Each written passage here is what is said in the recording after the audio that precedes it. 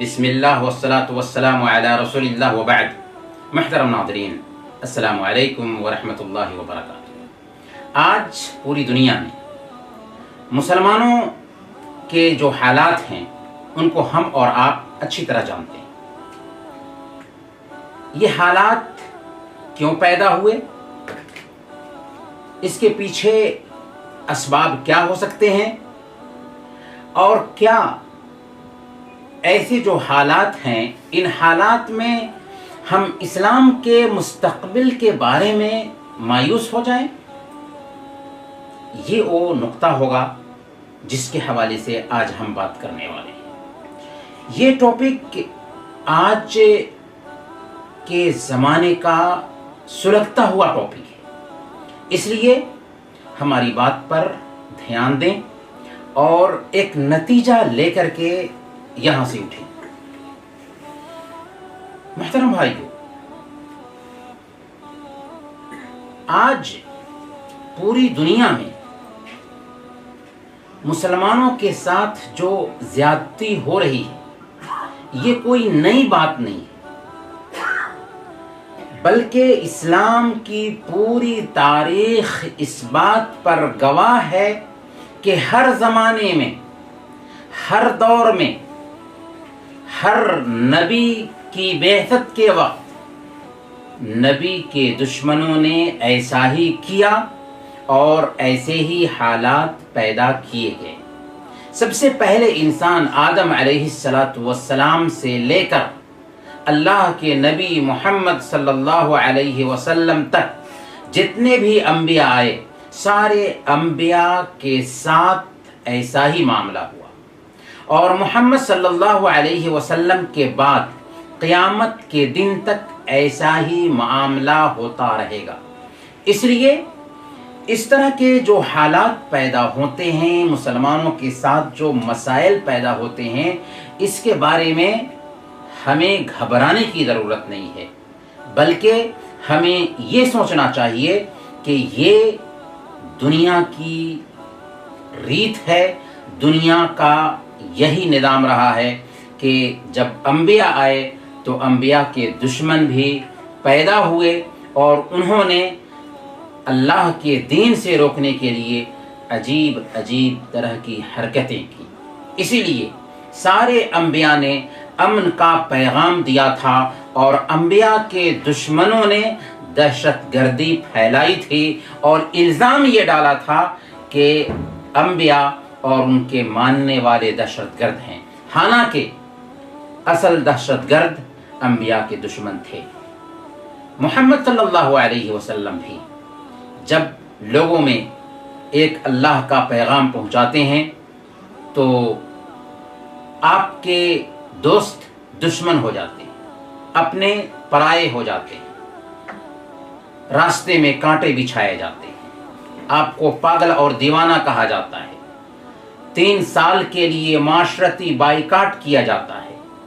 आप ताइफ जाते हैं लोगों को एक अल्लाह की तरफ दावत देने के लिए, तो ताइफ में आपके ऊपर पत्थर बरसाया जाता है।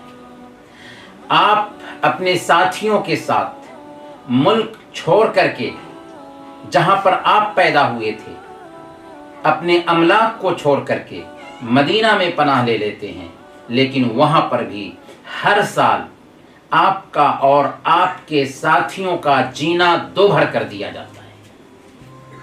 हालात तंग से तंग किए जाते हैं। खंदक की जंग में कुफ्र की सारी ताकतें मुसलमानों को मिटाने के लिए जमा हो चुकी थीं, महज इसलिए कि इस्लाम को मिटा दिया जाए। लेकिन क्या इस्लाम मिट गया? नहीं, बल्कि अल्लाह के नबी सल्लल्लाहु अलैहि वसल्लम जब लगातार टार्चर किए जाते हैं, परेशान किए जाते हैं, और फतह मक्का के साल आप अपने ही दुश्मनों की आम माफ़ी का ऐलान कर देते हैं, तो यही दुश्मन इस्लाम को गले लगा लेते हैं, क्योंकि इस्लाम को वो नहीं जान रहे थे। और आज भी अगर इस्लाम से दुश्मनी होती है तो महज इसलिए होती है کہ وہ اسلام کو نہیں جانتے ہیں، یہاں تک کہ اللہ کے نبی صلی اللہ علیہ وسلم اس دنیا سے گزرتے ہیں تو لاکھوں کی تعداد میں مسلمان اسلام قبول کر چکے تھے۔ اللہ کے نبی صلی اللہ علیہ وسلم کی وفات کے بعد ہی بہت سارے فتنے پیدا ہوئے، کچھ لوگوں نے زکوٰۃ دینے سے انکار کر دیا، کچھ لوگ نبوت کا دعویٰ کرنے لگ گئے، لیکن اس فتنہ کو حضرت ابو بکر صدیق رضی اللہ تعالیٰ عنہ نے اپنی چالاکی سے اور اپنی ہمت سے ختم کرنے کی کوشش کی۔ پھر اس کے بعد ہم دیکھتے ہیں کہ سن 35 ہجری میں ایسے حالات پیدا ہو گئے مسلمانوں کے لیے کہ صحابہ کے بیچ اختلافات ہوئے اور بہت سارے فرقے پیدا ہو گئے، یہاں تک کہ ایسا لگنے لگا تھا کہ اسلام کی اشاعت مانت پر جائے گی، اسلام کمزور پر جائے گا۔ لیکن ہم دیکھتے ہیں کہ خلافت بنو امیہ میں اور خلافت بنو عباسیہ میں بہت ساری کمیوں کے باوجود اسلام پھلتا اور پھولتا رہا۔ پھر اس کے بعد کے ادوار میں اگر بالکل بعد میں آ جائیں تو سن 656 میں تاتاری جب بغداد پر حملہ کرتے ہیں تو تاتاریوں نے بغداد کی اینٹ سے اینٹ بجا دی تھی، 18 لاکھ مسلمانوں کو تہہ تیغ کیا تھا، اور سمندر کا پانی مسلمانوں کے خون سے بالکل ریڈ ہو گیا تھا۔ اس وقت مسلمان ایسے سراسیمہ ہو گئے تھے کہ ایک تاتاری عورت بھی راستے سے گزرتے ہوئے کسی مسلمان کو دیکھتی تو کہتی کہ یہیں پر انتظار کرو، میں تلوار لے کر گھر سے آتی ہوں۔ وہ جاتی، تلوار لے کر گھر سے آتی اور اس مسلمان کا سر قلم کرتی تھی اور وہ سہما ہوا وہیں پر انتظار کرتا ہوتا۔ یہ حالات کو پہنچ چکے تھے مسلمان، لیکن انہی مسلمانوں نے جب ان تاتاریوں کی غلامی اختیار کی تو ان تاتاریوں نے اپنے غلاموں کے دین کو اپنایا۔ کیوں اپنایا؟ اس لیے کہ ان کے اندر اخلاق تھا، ان کے اندر اسلامی طریقہ تھا، ان کے اندر اسلام پر چلنے کا جذبہ تھا۔ یہاں تک کہ کچھ ہی سالوں کے بعد، صرف 64 سال کے بعد 720 میں خلافت عثمانیہ عمل میں آتی ہے، اور یہ خلافت 1341 ہجری تک چلتی رہتی ہے، یہاں تک کہ یہود و نصارہ کی ملی بھگت سے مصطفیٰ کمال اتاترک خلافت عثمانیہ کو ختم کرنے میں کامیاب ہو جاتا ہے، اور اس وقت مسلمانوں کے نام و نشان کو، اسلام کے نام و نشان کو مٹانے کی کوشش کرتا ہے۔ لیکن کیا اسلام مٹ گیا؟ کیا اسلام کے ماننے والے ختم ہو گئے؟ قطعاً نہیں۔ اس لیے ہمیں اس بات پہ یقین رکھنا چاہیے کہ اسلام غالب ہونے کے لیے آیا ہے، مغلوب ہونے کے لیے نہیں۔ اللہ فرماتا ہے یریدون لیطفئوا نور اللہ بافواہہم واللہ متم نورہ ولو کرہ الکافرون هو الذی ارسل رسولہ بالہدی ودین الحق لیظہرہ علی الدین کلہ ولو کرہ المشرکون۔ وہ چاہتے ہیں کہ اپنے منہ کے پھونکوں سے اللہ کے نور کو بجھا دیں، حالانکہ اللہ تعالیٰ اپنے نور کو مکمل کرنے والا ہے، اگرچہ کافروں کو یہ بات گراں گزرے۔ وہی وہ اللہ ہے جس نے اپنے رسول کو ہدایت اور دین حق کے ساتھ بھیجا، لیظہرہ علی الدین کلہ، تاکہ اس دین کو سارے ادیان پر غالب کر دے، اگرچہ مشرکوں کو یہ بات پسند نہ آئے۔ یاد رکھیں اللہ رب العالمین کا وعدہ ہے کہ وہ اپنے نیک بندوں کی مدد کرے گا۔ اللہ فرماتا ہے سورہ الصافات آیت نمبر 172، وَلَقَدْ سَبَقَتْ كَلِمَتُنَا لِعِبَادِنَا الْمُرْسَلِينَ إِنَّهُمْ لَهُمُ الْمَنْصُورُونَ وَإِنَّ جُنْدَنَا لَهُمُ الْغَالِبُونَ، کہ ہماری بات پہلے اپنے نیک بندوں کے لیے عام ہو چکی ہے کہ ہم ان کی مدد کرنے والے ہیں اور ہمارا لشکر ہی غالب رہنے والا ہے۔ یہ اللہ رب العالمین کا فرمان ہے کہ جو لوگ بھی اللہ کے دین پر چلیں گے، جو لوگ بھی اللہ کی شریعت کو اپنائیں گے، اللہ رب العالمین ان کو غالب رکھے گا، ان کو فتح نصیب فرمائے گا۔ بلکہ اللہ تعالیٰ سورہ النور آیت نمبر 55 میں وعدہ کیا اپنے نیک بندوں سے، کیا وعدہ کیا؟ وعد اللہ الذین آمنوا منکم وعملوا الصالحات لیستخلفنہم فی الارض كما استخلف الذين من قبلهم وليمكنن لهم دينهم الذي ارتضى لهم وليبدلنهم من بعد خوفهم امنا يعبدونني لا يشركون بي شيئا۔ کیا وعدہ کیا؟ اللہ تعالیٰ فرماتا ہے کہ اللہ تعالیٰ نے وعدہ کیا ہے ایمان والوں سے اور ان لوگوں سے جو نیک عمل کرتے ہیں، ایمان لائے اور نیک عمل کیا۔ کس چیز کا وعدہ کیا؟ کہ اللہ رب العالمین ان کو زمین میں خلافت عطا فرمائے گا جیسے ان سے پہلے لوگوں کو زمین میں خلافت عطا فرمائی تھی۔ یہ پہلی بشارت ہے کہ اگر ایمان آیا اور ایمان کے مطابق نیک عمل کرنے لگ گئے تو اللہ رب العالمین اس دھرتی کی خلافت ہمیں عطا فرمائے گا۔ دوسری بشارت وَلَيُمَكِّنَنَّ لَهُمْ دِينَهُمُ الَّذِي ارْتَضَىٰ لَهُمْ، اور اللہ تعالیٰ نے ان کے لیے جس دین کو پسند کیا ہے اس دین کو غلبہ عطا فرمائے گا۔ گویا کہ اگر ہم اللہ کے دین پر چلتے ہیں، اگر ہم ایمان اور عمل صالح سے آراستہ اور پیراستہ ہوتے ہیں تو اللہ تعالیٰ ہمیں اس دھرتی کی خلافت عطا فرمائے گا اور ہمارے دین کو غلبہ عطا فرمائے گا۔ اور پھر کیا کرے گا؟ وَلَيُبَدِّلَنَّهُم مِّن بَعْدِ خَوْفِهِمْ أَمْنًا، ان کے خوف کو، ان کے ڈر کو امن میں بدل دے گا۔ لیکن شرط کیا رکھا اللہ تعالیٰ نے؟ یعبدوننی لا یشرکون بی شیئا، انہیں چاہیے کہ وہ صرف اور صرف میری عبادت کریں اور میرے ساتھ کسی دوسرے کو شریک نہ ٹھہرائیں۔ گویا کہ ایک بندہ اگر صحیح معنوں میں اللہ کی شریعت کے مطابق عمل کرنے لگ جاتا ہے اور سارے لوگ اللہ کے دین کے مطابق زندگی گزارنے لگ جاتے ہیں تو یہ اللہ کا وعدہ ہے کہ اللہ تعالیٰ ایسے بندوں کو زمین میں خلافت عطا فرمائے گا، ان کے دین کو غلبہ عطا فرمائے گا، ان کے خوف کو امن میں بدل دے گا۔ یاد رکھیں، اہل باطل آج باطل کو پھیلانے میں جتنی بھی محنت کر رہے ہیں، جتنے بھی پیسے خرچ کر رہے ہیں، ان کا وہ پیسے خرچ کرنا اور ان کی وہ محنت کرنا بیکار ہوگا۔ اللہ رب العالمین نے یہ بات بھی قرآن کریم میں بیان فرما دی۔ سورہ انفال آیت نمبر 36 میں اللہ فرماتا ہے ان الذين كفروا ينفقون اموالهم ليصدوا عن سبيل الله فسينفقونها ثم تكون عليهم حسرة ثم يغلبون۔ کافر اللہ کے دین سے روکنے کے لیے، جن لوگوں نے کفر کیا وہ لوگ اللہ کے دین سے روکنے کے لیے پیسے خرچ کرتے ہیں۔ یہ پیسے خرچ کرنا ان کے لیے حسرت کا سبب بنے گا اور پھر وہ مغلوب ٹھہریں گے۔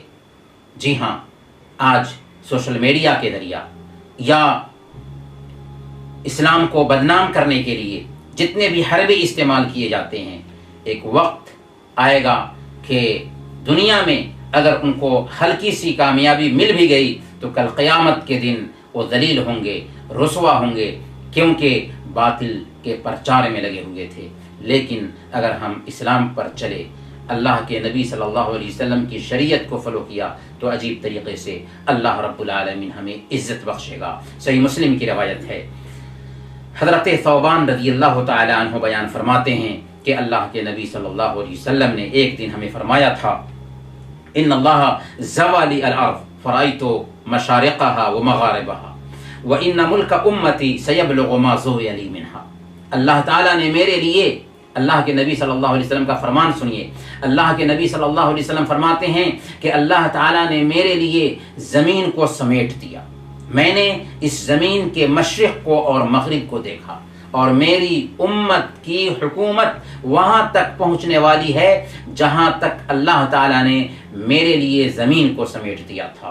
اور مسند احمد کی روایت ہے، حضرت تمیم الداری رضی اللہ تعالیٰ عنہ بیان فرماتے ہیں کہ اللہ کے نبی صلی اللہ علیہ وسلم نے ارشاد فرمایا لَيَبْلُغَنَّ هَذَا الْأَمْرُ مَا بَلَغَ اللَّيْلُ وَالنَّهَارُ، یہ دین وہاں تک پہنچ کر رہے گا جہاں تک رات اور دن کی پہنچ ہوتی ہے۔ دنیا کے ہر کونے میں رات اور دن کی پہنچ ہوتی ہے، گویا کہ یہ دن دنیا کے ہر کونے میں پہنچ کر رہے گا۔ یہ ہمارے نبی کی پیشین گوئی ہے۔ اللہ کے نبی صلی اللہ علیہ وسلم نے آگے فرمایا وَلَا يَتْرُكُ اللَّهُ بَيْتَ مَدَرٍ وَلَا وَبَرٍ إِلَّا أَدْخَلَهُ اللَّهُ هَذَا الدِّينَ، اللہ تعالیٰ کسی بھی کچے اور پکے گھر کو نہیں چھوڑے گا یہاں تک کہ اللہ تعالیٰ اس گھر میں اس دین کو داخل کر دے گا، بعز عزیز اور بذل ذلیل، چاہے عزت کے ساتھ میں داخل کرے یا ایک انسان ذلیل ہو کر کے اس کو اپنائے۔ عزا یعز اللہ بہ الاسلام وذلا یذل اللہ بہ الکفر، عزت اس کو ملے گی جو اسلام قبول کر کے اسلام پر چلے گا، اور ذلت اسے نصیب ہوگی جو اسلام کا انکار کر کے اسلام سے دور ہوگا۔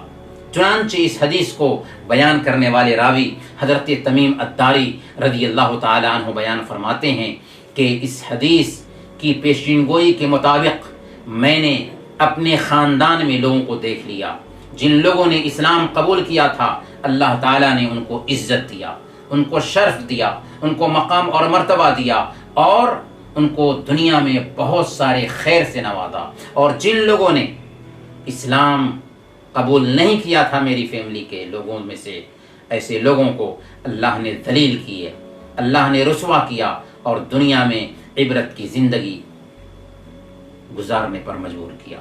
میرے بھائیوں، ہمیں اس بات پر پختہ یقین رکھنا ہے کہ مستقبل اسلام کا ہے، مستقبل اسلام کا ہے۔ ڈاکٹر ناصر سلیمان العمر اپنے ویب سائٹ میں ایک واقعہ نقل کرتے ہیں۔ انہوں نے کہا کہ چند دعات افریقہ گئے دعوت کا کام کرنے کے لیے، تو ان کو پتہ چلا کہ اس علاقے میں کام کرنا ہے دعوت کا، تو فلاں جگہ پر کسی ذمہ دار سے اجازت لینی ہوگی۔ چنانچہ وہ دعات اس ذمہ دار سے اجازت نامہ حاصل کرنے کے لیے جب گئے تو ذمہ دار نے کہا کہ کل ہو کر کے تم آنا، اجازت مل جائے گی۔ چنانچہ کل ہو کر کے جب دعات اس ذمہ دار کے پاس گئے تو ذمہ دار نے اجازت نامہ بھی دیا اور اس کے ساتھ ساتھ ایک چیک بھی دیا۔ دعات نے پوچھا کہ اجازت نامہ تو ہمیں مل گیا ہے لیکن یہ چیک کیسا ہے؟ تو اس ذمہ دار نے کہا کہ مجھے یقین ہے کہ مستقبل اسلام کا ہے، اس لیے میں چاہتا ہوں کہ میرا بھی حصہ اسلام کے پھیلنے میں ذرا لگ جائے۔ ایک غیر مسلم عیسائی ہے لیکن اس کو یقین ہے کہ مستقبل اسلام کا ہے، فیوچر اسلام کا ہے، لیکن آج بہت سارے مسلمان ہیں جو اپنے اسلام کے حوالے سے مایوسی کا شکار ہوتے ہیں۔ یاد رکھیں، اسلام کے بارے میں ڈرنے کی ضرورت نہیں ہے۔ اگر ڈرنا ہے تو ہمیں اپنے بارے میں ڈرنا ہے، کیونکہ اگر ہم اسلام سے دور ہوئے، اگر ہم قرآن سے دور ہوئے، اگر ہم اللہ کے نبی صلی اللہ علیہ وسلم کی شریعت سے دور ہوئے تو واقعی ہم ذلت کی زندگی گزاریں گے، واقعی ہم پستی کے شکار ہوں گے، کیونکہ عزت ملے گی تو اسلام کے ذریعہ، عزت ملے گی تو قرآن کے ذریعہ، عزت ملے گی تو اللہ کے نبی صلی اللہ علیہ وسلم کی اطاعت میں۔ چنانچہ اللہ رب العالمین فرماتا ہے وَإِن تَتَوَلَّوْا يَسْتَبْدِلْ قَوْمًا غَيْرَكُمْ ثُمَّ لَا يَكُونُوا أَمْثَالَكُمْ، اگر تم منہ پھیرتے ہو، اگر تم ہماری شریعت سے انکار کرتے ہو، اگر ہماری شریعت کے مطابق زندگی نہیں گزارتے تو اللہ تعالیٰ تم کو ہٹا کر کے دوسری قوموں کو لائے گا اور پھر وہ قومیں تمہارے جیسی نہیں ہوں گی۔ اس لیے ہمیں اپنے آپ کا جائزہ لینا ہے۔ آج ہمارے جو حالات خراب ہیں، آج ہم جو مایوسی کا شکار ہو رہے ہیں، صرف ہمارے عمل اور ہمارے کرتوت کا نتیجہ ہے۔ اسی لیے مسند احمد کی روایت کے مطابق اللہ کے نبی صلی اللہ علیہ وسلم نے بیان فرمایا ایک زمانہ آئے گا کہ دوسری قومیں تمہارے اوپر ایسے ہی ٹوٹ پڑیں گی جیسے کھانے والے دسترخوان پر ٹوٹ پڑتے ہیں۔ بھوکے ہوں، کھانا چن دیا گیا ہے تو جیسے کھانے والے دسترخوان پر ٹوٹ پڑتے ہیں ویسے ہی دوسری قومیں تمہارے اوپر ٹوٹ پڑیں گی۔ صحابہ نے پوچھا یا رسول اللہ کیا اس وقت ہماری تعداد کم ہوگی؟ اللہ کے نبی صلی اللہ علیہ وسلم نے فرمایا کہ نہیں، اس وقت تمہاری تعداد کم نہیں ہوگی بلکہ تمہاری تعداد اچھی خاصی ہوگی، لیکن تم سیلاب میں بہنے والے جھاگ کے جیسے ہو جاؤ گے، خش و خاشاک کی مانند ہو جاؤ گے، تمہاری کوئی حیثیت نہیں ہوگی، تمہارے دشمن کے دل سے تمہارا ڈر نکال دیا جائے گا اور تمہارے دلوں میں وہن داخل کر دیا جائے گا۔ صحابہ نے پوچھا کہ وہن کیا چیز ہے؟ اللہ کے نبی صلی اللہ علیہ وسلم نے فرمایا کہ حب الدنیا و کراہیت الموت، دنیا کی محبت اور موت سے ڈر، موت سے نفرت، موت کو ناپسند کرنا، یہ وہ بیماری ہے جو آج ہمارے اندر آ چکی ہے جس کی وجہ سے ہم پریشان ہیں۔ اللہ کے نبی صلی اللہ علیہ وسلم اکیلے تھے اور دعوت کا کام شروع کیا تھا، یہاں تک کہ لاکھوں کی تعداد میں لوگ اسلام قبول کرتے ہیں۔ ابراہیم علیہ السلام اکیلے تھے، دعوت کا کام شروع کیا تھا، یہاں تک کہ ان کی دعوت اثر دکھاتی ہے۔ ہر زمانے میں انبیاء اکیلے دعوت کا کام کرتے تھے۔ آج اتنی بڑی تعداد ہے مسلمانوں کی، بس کمزوری ہے تو ایمان کی۔ اگر ایمان آ گیا تو اللہ ہم کو سربلندی نصیب فرمائے گا، کیونکہ اس کا وعدہ ہے وَأَنْتُمُ الْأَعْلَوْنَ إِن كُنتُم مُؤْمِنِينَ، اگر تم ایمان والے رہے تو تم ہی سربلند رہو گے، اور اللہ کا وعدہ جھوٹا نہیں ہو سکتا ہے۔ اس لیے میری بات کا خلاصہ یہ ہوا کہ اسلام غالب ہونے کے لیے آیا ہے اور اللہ کا یہ دین ہے، اس لیے قیامت کے دن تک غالب رہے گا۔ لیکن اگر ہم اسلام کو جاننے کے باوجود، اسلام کو سمجھنے کے باوجود اسلام پر نہ چلے تو اللہ تعالی ہمیں عجیب طریقے سے رسوا کرے گا، ذلیل کرے گا، اور دوسری قومیں ہمارے اوپر ٹوٹ پڑیں گی۔ اس لیے ہمیں ہوش کے ناخن لینا ہے، اسلام کی طرف پلٹنا ہے، قرآن کی طرف پلٹنا ہے، اور اللہ کے نبی صلی اللہ علیہ وسلم کی سنت کے مطابق زندگی گزارنا ہے۔ امید کہ ہماری آواز صدا و صحرا ثابت نہ ہوگی۔ اللہ تعالیٰ سے ہم دعا کرتے ہیں کہ اللہ تعالیٰ ہم سب کو ان باتوں پر عمل کرنے کی توفیق عطا فرمائے۔ وصلی اللہ علی نبینا محمد وعلی آلہ وصحبہ اجمعین۔